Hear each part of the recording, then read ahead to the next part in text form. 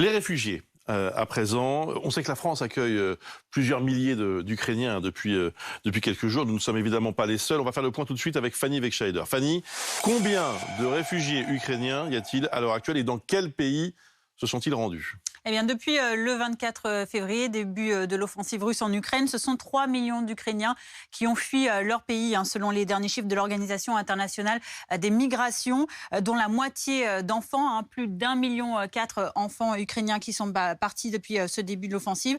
Et puis, s'y ajoutent environ 160 000 ressortissants d'autres pays qui vivaient en Ukraine aussi.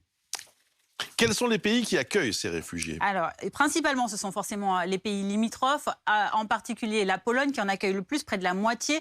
1,8 million sont déjà passés du côté de la Pologne. Vient ensuite la Roumanie qui accueille près d'1 demi-million d'Ukrainiens réfugiés. Vient ensuite la Hongrie avec, on a la Moldavie avec près de 340 000, puis la Hongrie 270 000, la Slovaquie, vous le voyez, environ 210 000. Plus surprenant, certains pays, cette fois-ci sur le front Est, reçoivent aussi des Ukrainiens. C'est le cas de la Russie, pour plus de 140 000 ressortissants ukrainiens et 1475 Ukrainiens qui sont partis en Biélorussie, car on rappelle les liens qui existent tout de même entre les pays. Quel est le statut dont bénéficient ces réfugiés en Europe ? Eh bien, les 27 ont activé le dispositif de protection temporaire. Cet objectif, c'est de gérer rapidement l'afflux massif de déplacés. Il a été créé en 2001 après la guerre dans l'ex-Yougoslavie, le Kosovo, et c'est donc la première fois qu'il est déclenché par l'Europe. Cette procédure exceptionnelle, elle s'adresse aux personnes de nationalité ukrainienne, mais aussi aux réfugiés qui résidaient de longue date en Ukraine et à leurs familles.